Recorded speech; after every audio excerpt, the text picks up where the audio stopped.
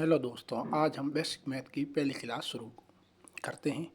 हमारी शुरुआत है वो बिल्कुल एलकेजी स्तर से होगी। हमारा टॉपिक भी है शून्य से शुरुआत।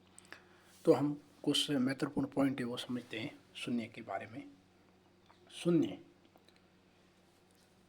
शून्य के राइट साइड से गिनती शुरू होती है हमारी 1 2 3 4, जो आगे चलकर अनंत तक जाती है। और लेफ्ट साइड में ऋणात्मक अंक शुरू होते हैं, -1 -2 -3, ऐसे करके वे अनंत तक जाते हैं। यानी जीरो धनात्मक पूर्णांक और ऋणात्मक पूर्णांक के बीच में स्थित एक उदासीन पूर्णांक है। जीरो कैसा पूर्णांक है? एक उदासीन पूर्णांक है। तो हमारा पहला रूल 0 1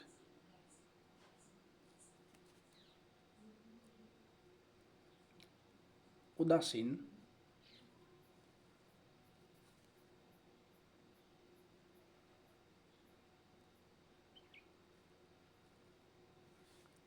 पूर्णांक है। जीरो का मान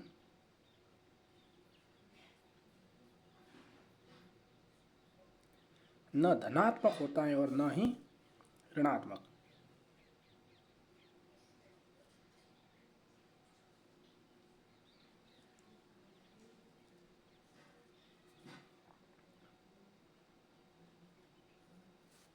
न ऋणात्मक।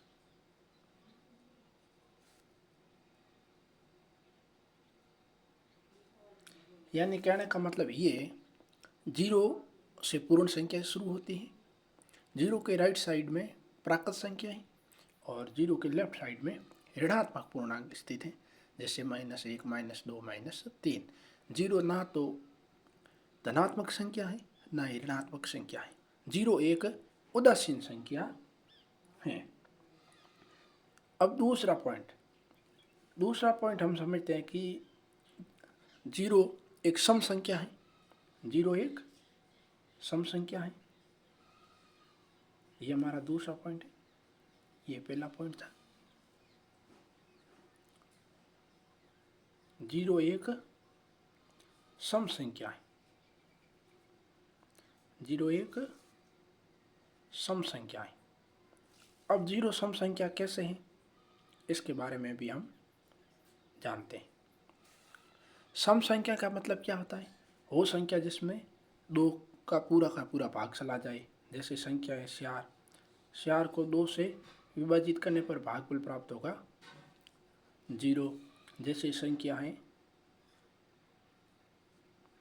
स को 2 से विभाजित करने पर भी भागफल हमें शेषफल हमें 0 प्राप्त होगा। शेषफल हमें 0 प्राप्त होगा। यहाँ भी ये शेषफल है, शेषफल हमें 0 मिलता है। क्यों? क्योंकि 2 का 4 में 2 का भाग है वो 2 बार जाता है, पूरा का पूरा चला जाता है। इसी प्रकार 100 में 2 का भाग 3 बार पूरा का पूरा चला जाता है। तो 3 हमारा भागफल और 0 हुआ हमारा शेषफल। उसी प्रकार 0 में किसी भी संख्या का भाग देने पर हमें शेषफल है वो 0 ही प्राप्त होता है। हमें शेषफल क्या प्राप्त होता है? 0। तो 0 में हम 2 का भाग देंगे तो हमें शेषफल क्या प्राप्त होगा? 0। अतः 0 हमारी क्या हुई? 0 एक सम संख्या है। 0 एक सम संख्या है। उसी प्रकार हम तीसरा रूल पढ़ते हैं।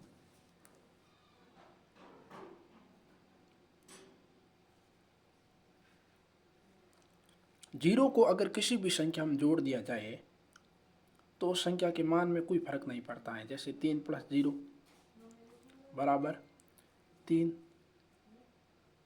4 + 0 बराबर 4। इसी प्रकार 0 को किसी संख्या में से घटा दिया जाए, जैसे 40 - 0 बराबर 40,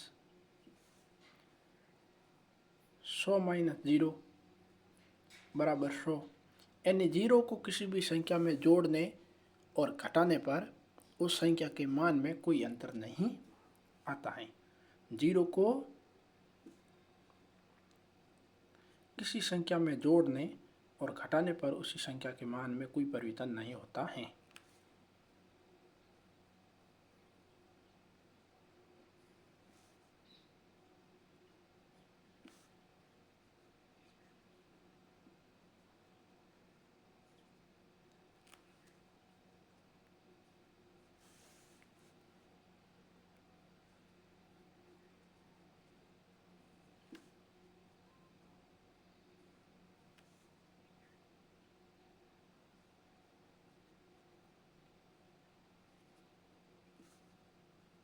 यानी 0 को हम किसी भी संख्या में जोड़े चाहे घटाए,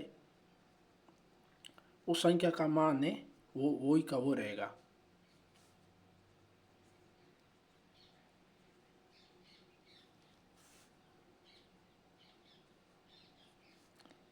अब आता है अपना रूल नंबर 4।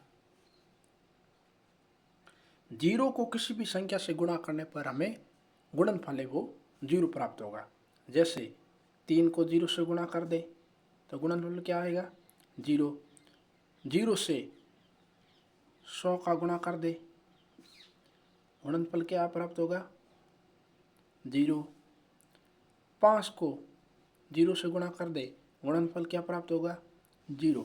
यानी 0 को किसी भी संख्या से गुणा करने पर हमें गुणनफल क्या प्राप्त होता है 0।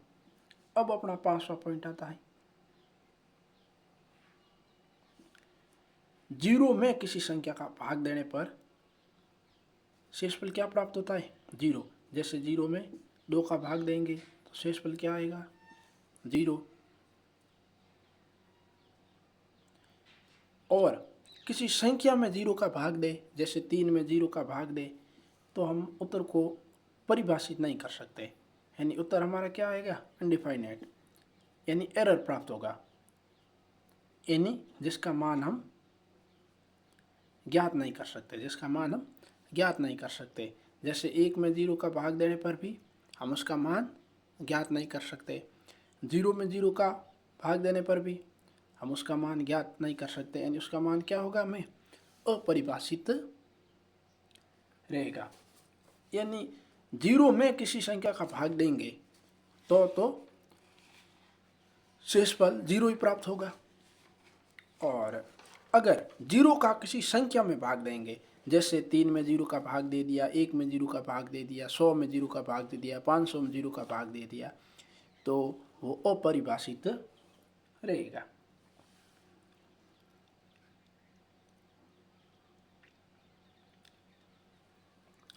अब आता है 0 अगर किसी संख्या की घात के रूप में है, जैसे 2 की घात 0, 100 की घात 0, 40 की घात 0, 51 की घात 0, यानी पावर के रूप में अगर 0 आए तो उस संख्या का मान क्या होगा 1। उस संख्या का मान क्या प्राप्त होगा हमें 1। कैसे होगा वो भी हम समझते हैं। जैसे हम समझते हैं कि 2 की घात 0, तब इसका मान होगा 1।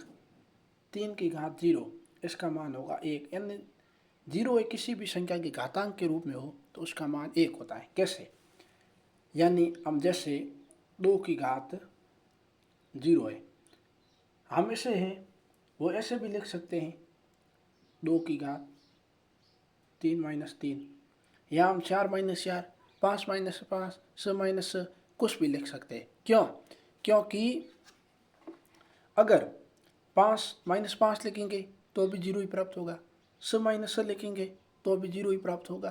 तो इसी प्रकार हमने 3 माइनस 3 लिख दिया।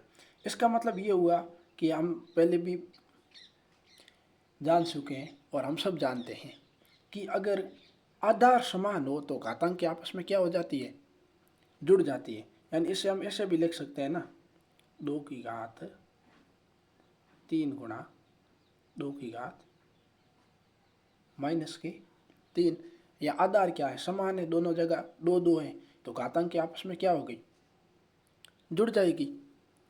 घातांक के आपस में क्या होगी जुड़ जाएगी। तो कैसे, वापस यही प्राप्त होगा ना, 2 की घात 3 और यहाँ आ जाएगा प्लस और कोष्टक में -3, यानी वापस हमें यही प्राप्त होगा। तो अतः हम इसे कैसे सॉल्व करेंगे कि 2 की घात 3 गुणा 2 की घात -3। अब इस माइनस को प्लस में बदलने के लिए हम क्या करते हैं,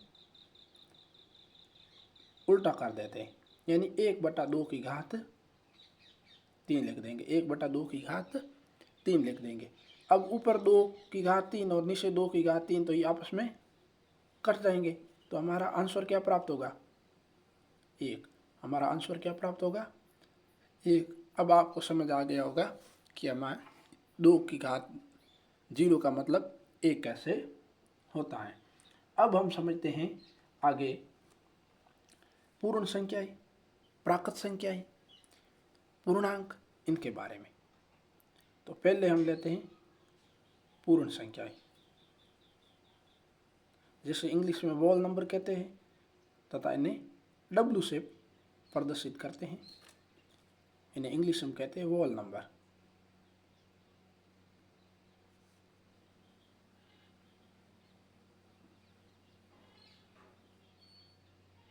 इन्हें W से दर्शाया जाता है। किन से दर्शाया जाता है, W से दर्शाया जाता है।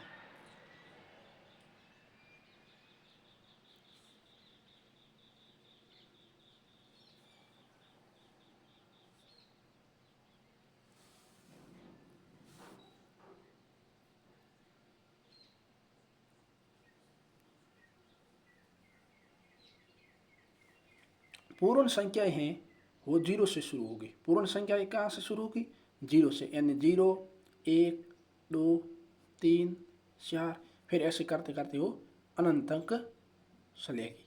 कहाँ तक चलेगी, वो अनंत तक चलेगी। तो अतः 0 क्या है, 0 सबसे छोटी पूर्ण संख्या है। 0 सबसे छोटी पूर्ण संख्या है, क्योंकि पूर्ण संख्याओं की शुरुआत किससे होती है, 0 से शुरू होती है। तो 0 क्या हुई, 0 हमारी सबसे छोटी पूर्ण संख्या हुई।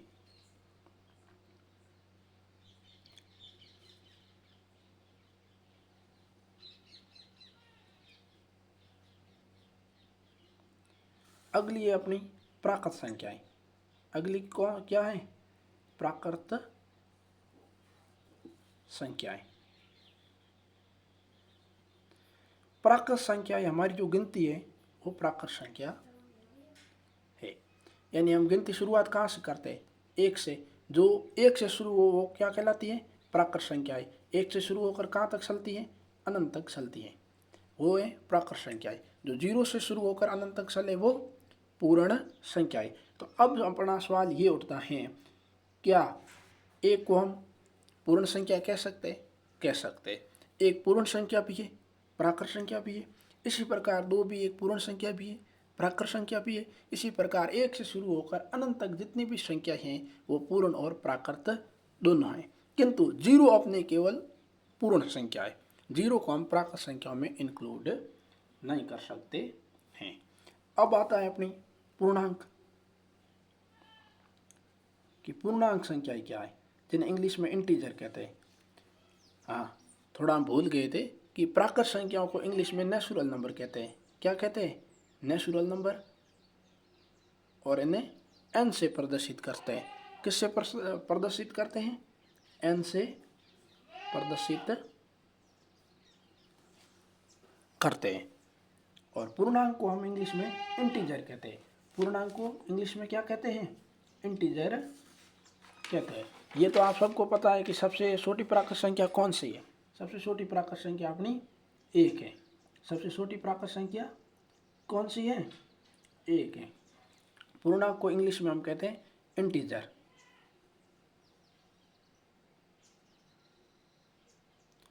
अब समझते हैं पूर्णांक क्या है। ऋणात्मक और धनात्मक संख्याओं का समूह ही पूर्णांक संख्याएं क्या है, पूर्णांक संख्याएं हैं।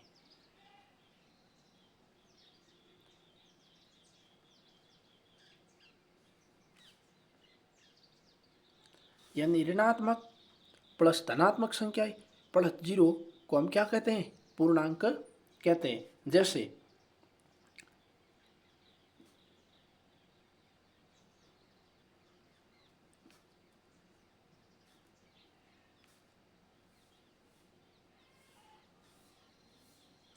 यानी -1 से लेकर अनंत तक ऋणात्मक पूर्णांक और 1 से लेकर अनंत तक धनात्मक पूर्णांक कहलाते हैं। और जीरो अपना उदासीन पूर्णांक है। जीरो ना तो धनात्मक संख्या है और ना ही ऋणात्मक संख्या है। यानी हम ऋणात्मक, जीरो और धनात्मक संख्याओं के समूह को क्या कहते हैं? पूर्णांक कहते हैं। समझ आ गया होगा आपको कि पूर्णांक क्या है, पूर्ण संख्या क्या है, प्राकृत संख्या क्या है। उसके बाद हम लेते हैं अभाज्य संख्याएं। इससे पहले हम समझ लेते हैं सम संख्या और विषम संख्या। सम संख्या यानी इवन नंबर। जो संख्याएं 2 से पूर्णतः विभाजित हो जाए वो कहलाती है अपनी सम संख्याएं। जो संख्याएं 2 से पूर्णतः विभाजित हो जाए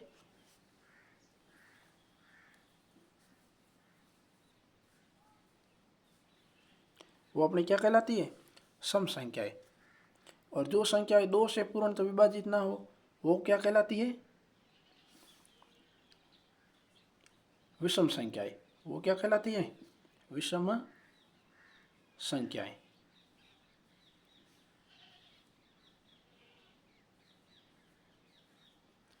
अपनी सबसे छोटी सम संख्या कौन सी है? 2। सबसे छोटी सम संख्या कौन सी है? 2। यानी 2 सबसे छोटी सम संख्या है। 2 ही पहली सम संख्या है।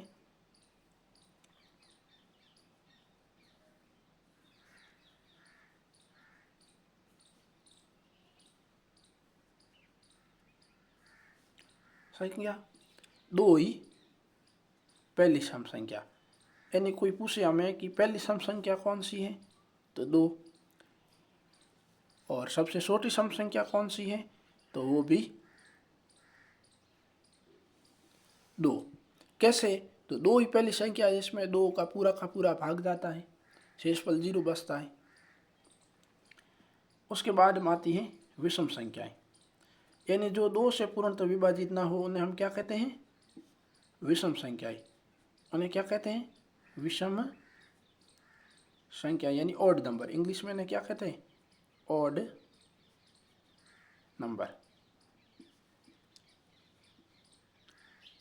इसकी डेफिनेशन है वो होगी जो संख्याएं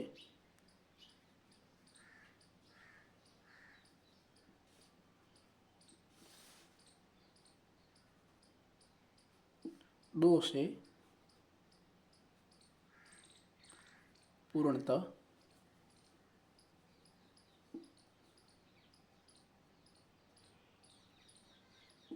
विभाजित ना हो। जो संख्याएं 2 से पूर्णतः विभाजित ना हो क्या कहलाती हैं? अपनी विषम संख्याएं। जो संख्याएं 2 से पूर्णतः विभाजित हो जाए वो कहलाती है अपनी सम संख्याएं। सबसे छोटी सम संख्या 2। सबसे छोटी विषम संख्या 1, क्योंकि 1 सबसे छोटी विषम संख्या कौन सी है? 1 है। सबसे छोटी विषम संख्या कौन सी है? 1 है। कैसे है? तो 1 ही पहली विषम संख्या है। कैसे?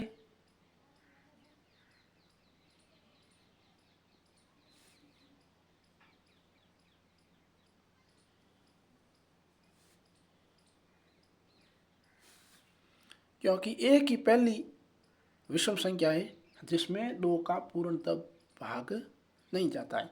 अगर 2 का पूरा भाग एकम चला जाता तो एक क्या होती है? अपनी सम संख्या होती। लेकिन 1 से हमारी प्राकृत संख्याओं की शुरुआत होती है और 1 ही पहली प्राकृत संख्या है जिसमें 2 का पूरा भाग नहीं जाता है। अतः 1 अपनी क्या हुई? पहली विषम संख्या। और 1 ही हुई अपनी पहली विषम संख्या और 1 ही हुई अपनी सबसे छोटी विषम संख्या। इसके बाद हम पढ़ते अभाज्य संख्या।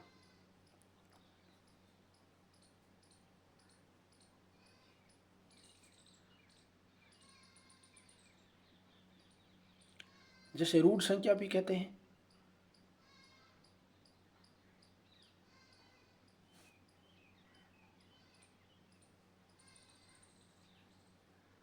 जिसे रूढ़ संख्या भी कहते हैं। अब ये समझते हैं कि अभाज्य संख्या क्या है, सअभाज्य संख्या क्या है, जुड़वा अभाज्य संख्या क्या है और भाज्य और भाज्य संख्या क्या है। तो पहले हम लेते हैं अभाज्य संख्या क्या है।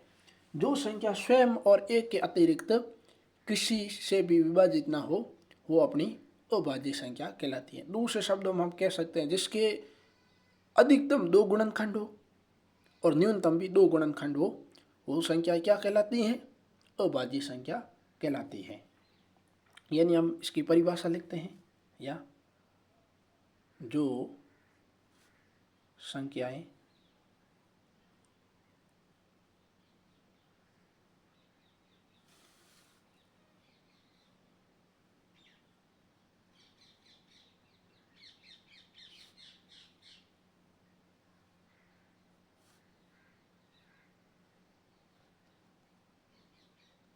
जो संख्या स्वयं वो एक के अतिरिक्त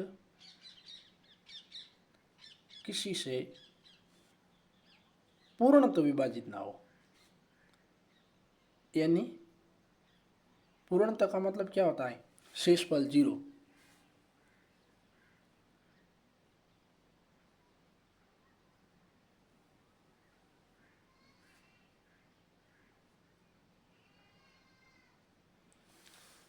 यानी जो संख्या स्वयं वो एक के अतिरिक्त किसी से पूर्णतः विभाजित ना हो वो संख्या क्या कहलाती है, अभाज्य संख्याएं कहलाती हैं। अभाज्य संख्याओं के अधिकतम गुणनखंड, यानी हम यहाँ लिखते हैं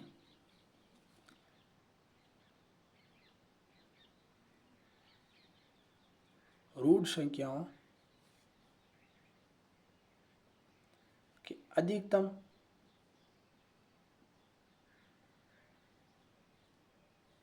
और न्यूनतम।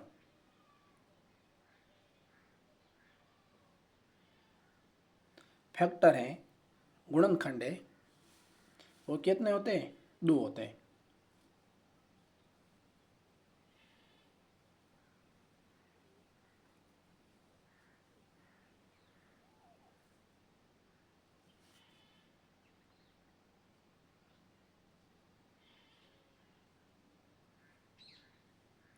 कैसे, तो वो भी हम समझते हैं।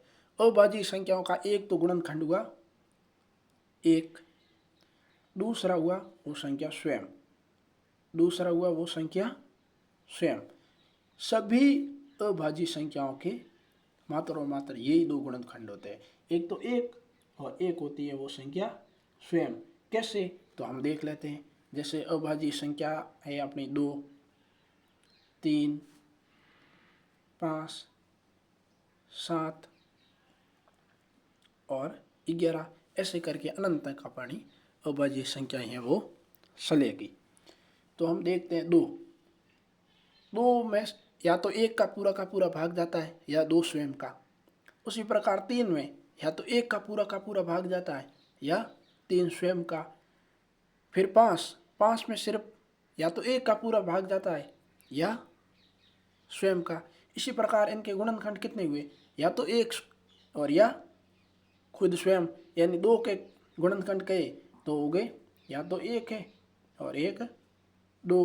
3 के गुणनखंड करेंगे तो हमें कितने प्राप्त होंगे, 1 1 3।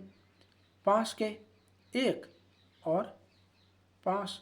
उसी प्रकार 7 के 1 और 7। उसी प्रकार 11 के 1 11, 13 के 1 13। मतलब मात्रा और मात्रा में अधिकतम और न्यूनतम इनके 2 ही गुणनखंड प्राप्त होते हैं। तो अब पहला पॉइंट है कि 2 है वो एकमात्र सम अभाज्य संख्या है। 2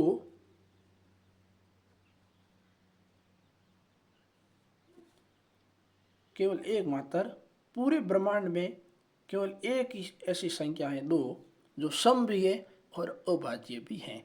बाकी संख्या अभाज्य है तो विषम है, सम नहीं है।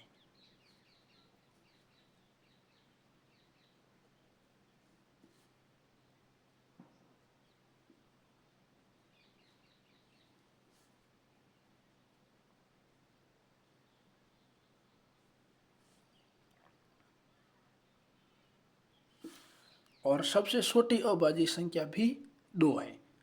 सबसे छोटी अभाज्य संख्या कौन सी है? तो सबसे छोटी अभाज्य संख्या भी अपनी 2 है।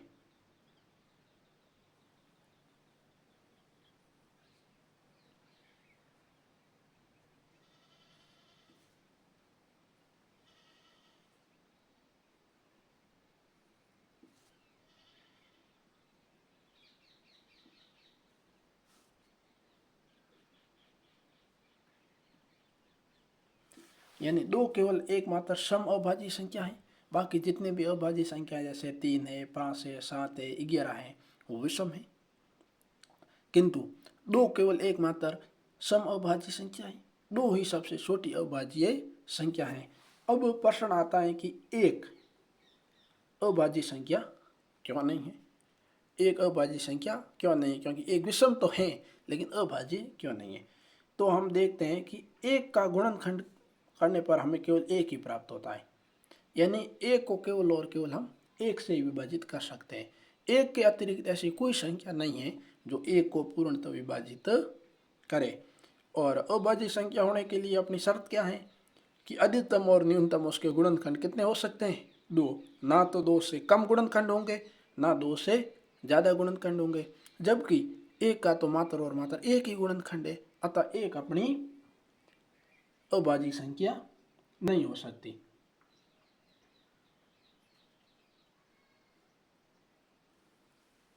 उसके बाद हम पढ़ते हैं हम भाज्य संख्या, जिसे यौगिक संख्या भी कहते हैं।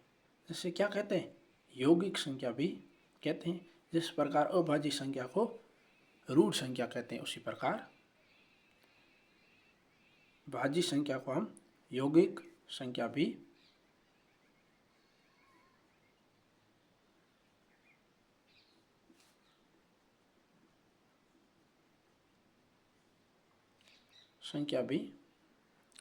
कहते हैं। अब भाज्य संख्या की अपनी परिभाषा क्या हुई? तो भाज्य संख्या की हम परिभाषा लिखते हैं या जो संख्या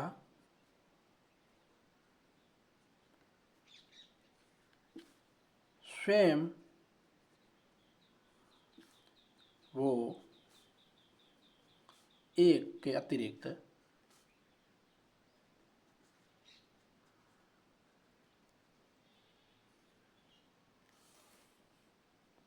किसी अन्य संख्या से भी पूर्णतः विभाजित हो।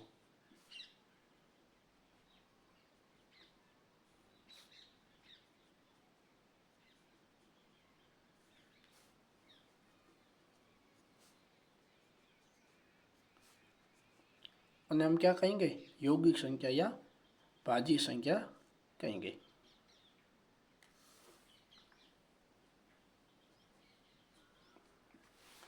यानी भाज्य संख्या, जो संख्या स्वयं वो एक के अतिरिक्त किसी अन्य संख्या से भी विभाजित हो, उन्हें हम भाज्य संख्या या यौगिक संख्या कहेंगे।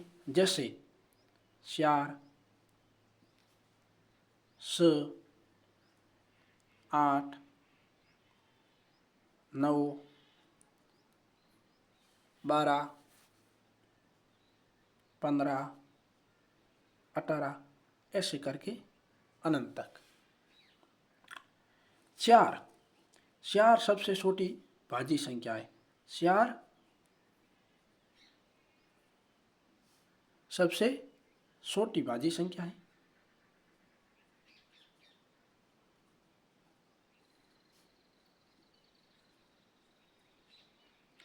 सबसे छोटी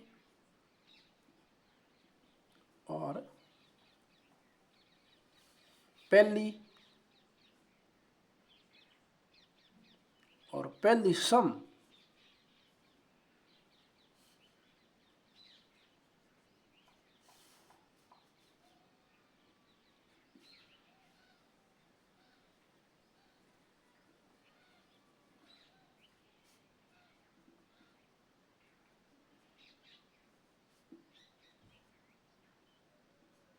यानी 4 है वो अपनी सबसे छोटी भाज्य संख्या है। 4 अपनी पहली भाज्य संख्या है।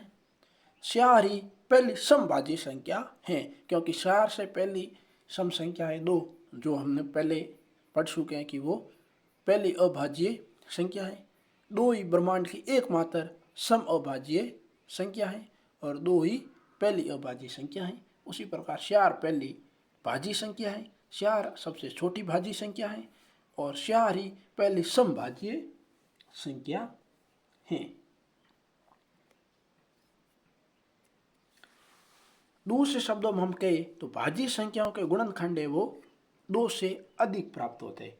भाज्य संख्याओं के गुणनखंड हमें कितने प्राप्त होते हैं? 2 से अधिक प्राप्त होते हैं, जो मैं यहाँ लिख देता हूँ।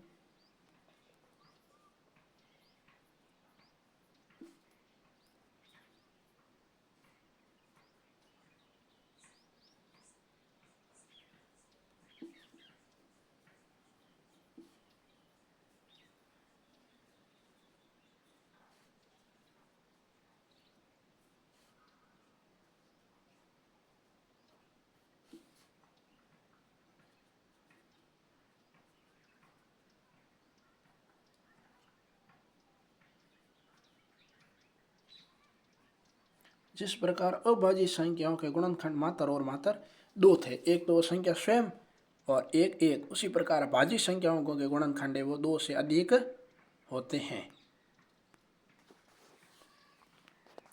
यहाँ तक आपको समझ आ गया होगा। फिर हम आगे बढ़ते हैं और कुछ नया सीखते हैं।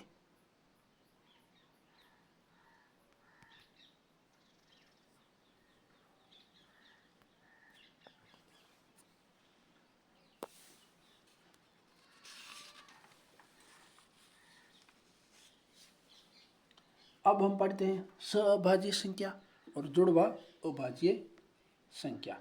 पहले लेते हैं सहअभाज्य, जैसे को प्राइम कहते हैं, जैसे इंग्लिश में क्या कहते हैं?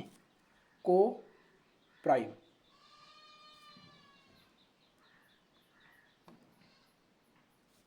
को प्राइम नंबर।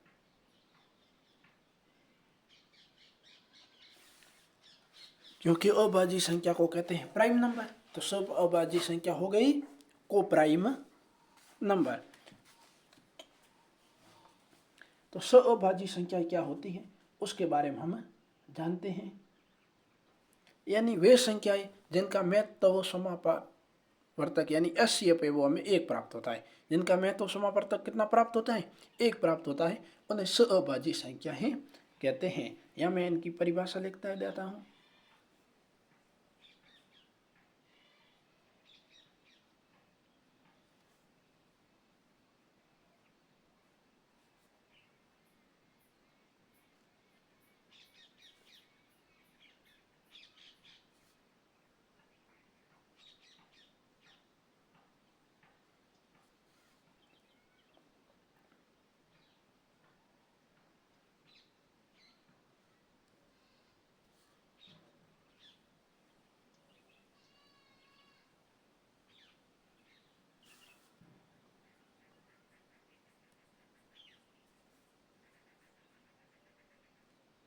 अब इस परिभाषा को, डेफिनेशन को हम एक्सप्लेन करते हैं, समझते हैं कैसे।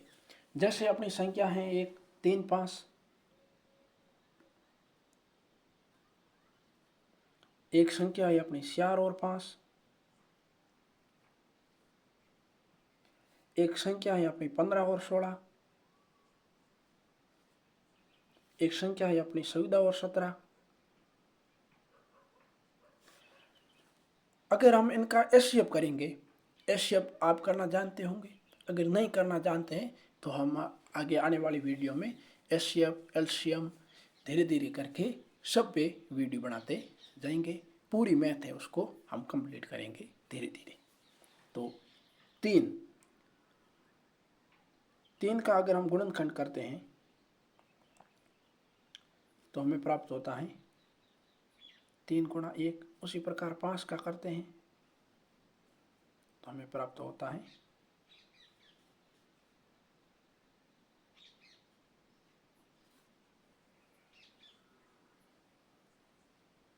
5 गुणा 1, यानी 3 और 1,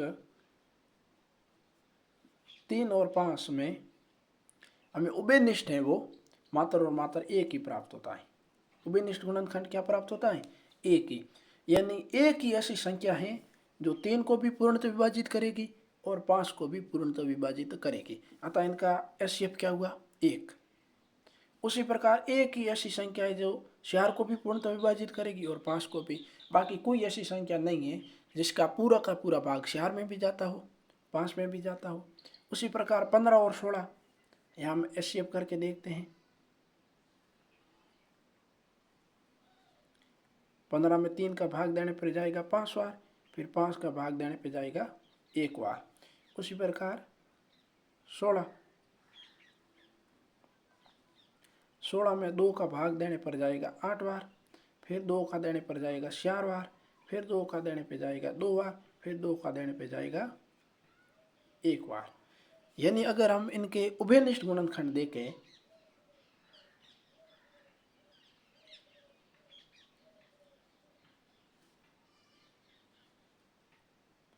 तो हमें क्या प्राप्त होगा?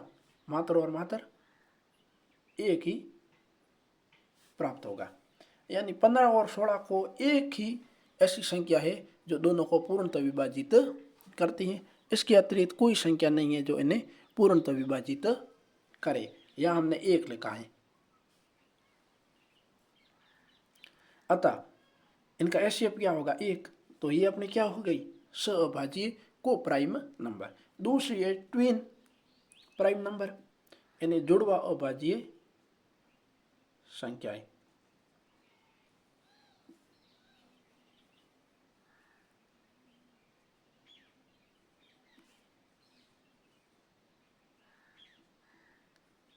जैसे इंग्लिश में कहते हैं ट्विन प्राइम नंबर।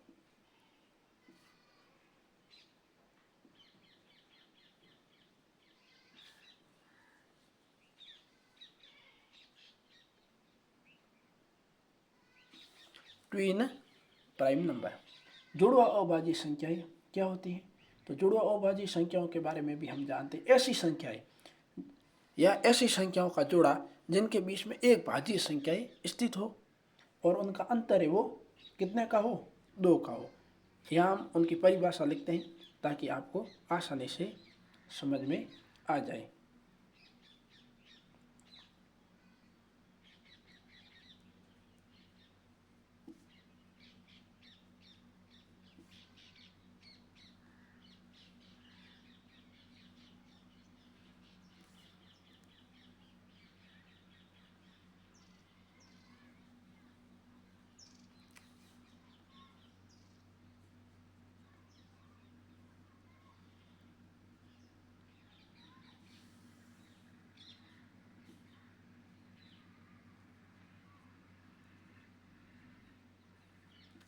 ऐसी दो अभाज्य संख्याओं का जोड़ा जिनके बीच का अंतर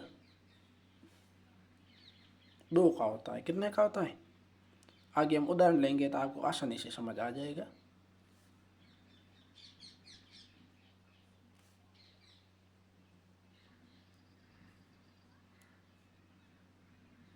दूसरे शब्दों में हम कहें तो हम लिख सकते हैं ऐसी दो अभाज्य संख्याएं जिनके बीच में एक भाज्य संख्याएं स्थित हो।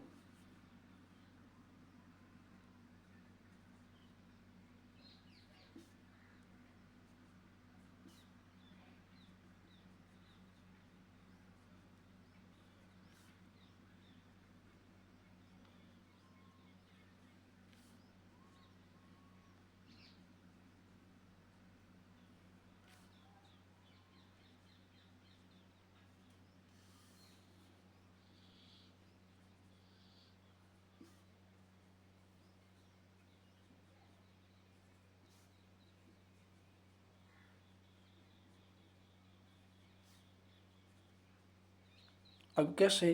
तो हम उदाहरण लेकर उसे समझते हैं। जैसे अपनी संख्या ये 29 और 31, इन दोनों के बीच अंतर कितने का है? 2 का। और बीच में भाज्य संख्या कितनी है? 1। कौन सी है? 30। कौन सी है? 30। एक है संख्या 16 और 17। 16 और 17 एक संख्या है अपनी,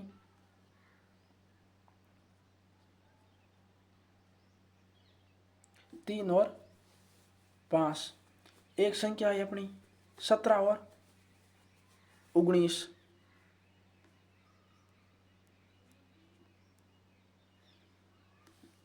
एक संख्या है अपनी, 11 और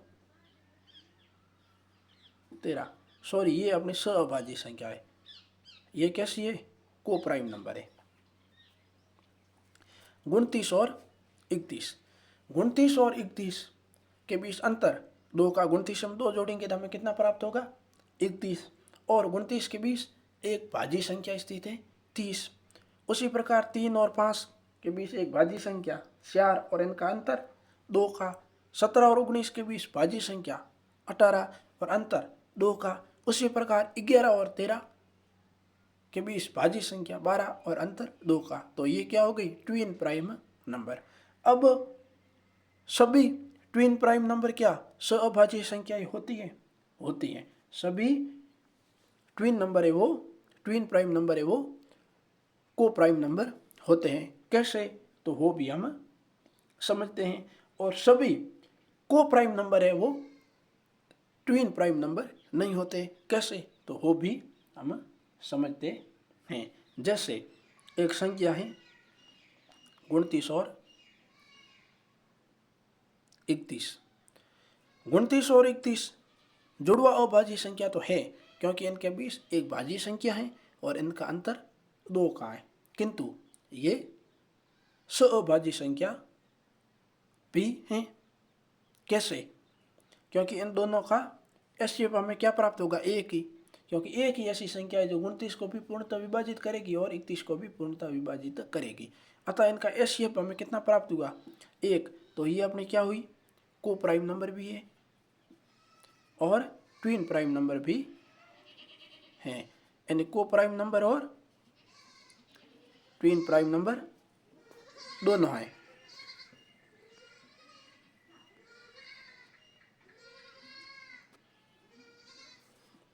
किंतु एक संख्या है 16 और 17, इनका एचसीएफ तो 1 है, किंतु इनके बीच अंतर 2 का नहीं है।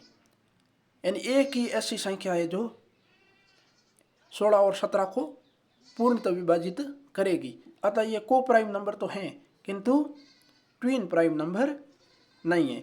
अतः हम ये कह सकते हैं कि सभी सहअभाज्य संख्याएं वो जुड़वा अभाज्य संख्याएं नहीं होती हैं, किंतु सभी जुड़वा अभाज्य संख्याएं हैं वो सहअभाज्य संख्याएं होती हैं। आज के लिए इतना ही। नेक्स्ट हम पढ़ेंगे अगले एपिसोड में, अगले वीडियो में। आज के लिए धन्यवाद।